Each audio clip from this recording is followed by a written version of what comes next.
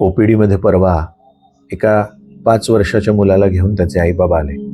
ताप बऱ्याच दिवसापासून उतरत नव्हता. बरीच औषधोपचार करून झालेले होते. सगळ्या तपासण्यानंतर कळलं की त्या मुलाला कॅन्सरचं निदान झालेलं आहे.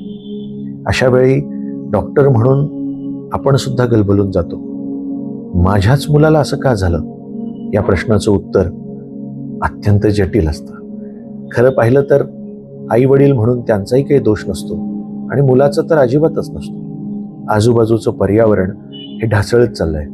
प्रदूषित हवा, प्रदूषित पाणी, अत्यंत खराब असलेलं हवामान आणि सततचे वातावरणात होणारे बदल, मग ते व्यसनाधीनतेमुळे असतील, तंबाखूजन्य पदार्थांमुळे असतील, धूम्रपानाच्या धुरामुळे असतील, भेसळ असलेल्या अन्नपदार्थांमधून असतील किंवा वाढत्या कीटकनाशकांच्या वापरातून असतील, या ना त्या कारणानं, अगदीच जर बघितलं तर वाढत्या मोबाईलच्या वापरातून सुद्धा कॅन्सर हा प्रत्येकाच्या घरामध्ये टोकवू पाहतोय. आज 4 फेब्रुवारी जागतिक कर्करोग दिन. या निमित्तानं आपलं आजूबाजूचं पर्यावरण चांगलं राखण्याचा या निमित्तानं आपण प्रयत्न करूयात आणि आपल्या लहानग्यांना या अत्यंत महाघातक आजारापासून वाचवण्यासाठी शपथ घेऊयात. धन्यवाद.